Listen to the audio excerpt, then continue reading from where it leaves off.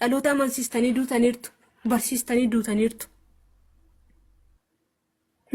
Sillaaseen dhufee waa'ee Mahammad malee lafa kaa'uu dadhabdanii bar sillaasee sin gachisiisanii bar asiin bee achiin bee jechuu jalqabdan shamara irratti duuluu jalqabdan waan meeqa dubbachuu jalqabdan.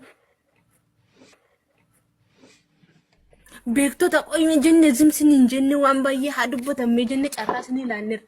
Nu safeeffachuullee hin dandeenye sin nu dhaggeeffachuullee hin dandeenye sin arraba sitti dabalee sinitti. Arrabas maaliifin uleen akka nama leenjisu miliyoon bira itti argineerra waan ta'eef arrabnis akka nama leenjisu argineerra waan ta'eef. Nan balleesse miti warra dhugaa sinitti mamillee abbummaas tube jaalala lallabaa jira maal taatan isinitti dhagaamu naqqaame riba keessa inni dhugaadha dubbu fulaa ani viidiyoo wayii argee baay'ee naare raajii masara bira deemee kan kadhachiifate